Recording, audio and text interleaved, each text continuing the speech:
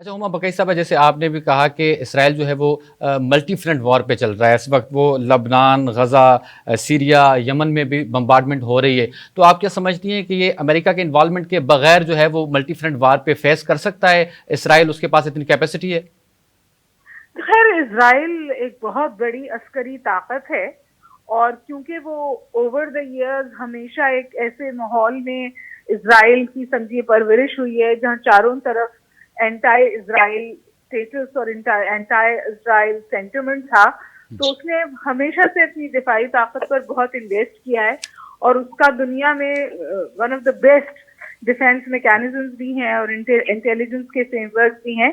लेकिन यहाँ पर तो America does not mince any words ना। अमेरिका तो बिल्कुल तवातुर के साथ कहता है कि हम मदद कर रहे हैं और हम मदद करते रहेंगे। और कांग्रेस को उन्होंने हमेशा कन्विंस किया है कि एड जो है, जो टैक्स पेयर्स मनी है वहां पे, वो डाइवर्ट हो टुवर्ड्स इजराइल की सिक्योरिटी।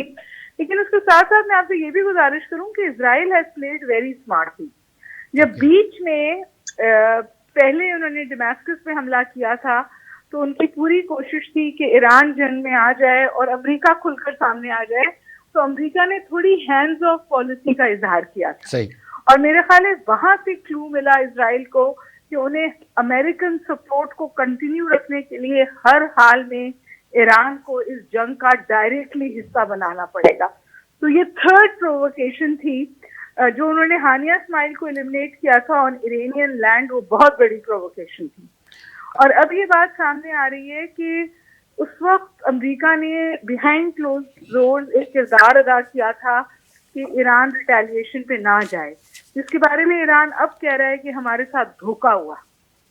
और जाहिर है कि जब नसरुल्लाह को टारगेट किया गया और एलिमिनेट किया गया, तो फिर ईरान जो है उसके ऊपर एक अटैक करना मैंडेटरी हो गया। ईरान के पास अंदर से बहुत प्रेशर था। तो जो बहुत सारे मुबस्सिरीन हैं वो कह रहे हैं कि ये अभी जो ईरान ने अटैक किया है, ये इन सम वेज इजरायली स्ट्रैटेजी थी।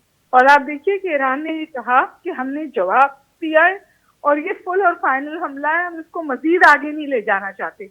लेकिन तकरीबन 8 घंटे बाद अमेरिका और इजराइल दोनों जगह से स्टेटमेंट्स आने लगे कि हम इसको जवाब देंगे। बिल्कुल ऐसा जो ही। थोड़ा सा तात्तुल है वो इसलिए है, और जिसकी खबरें जाहिर है कि मीडिया पे इनका कंट्रोल है, ये दबा देते हैं कि इन्होंने जो फर्स्ट इंकर्जन ऑन लैंड की थी लेबनान में, वहां इनको बहुत समझिए शिकस्त का सामना हुआ है और इनकी कोई 17-18 फौजी भी मारे गए।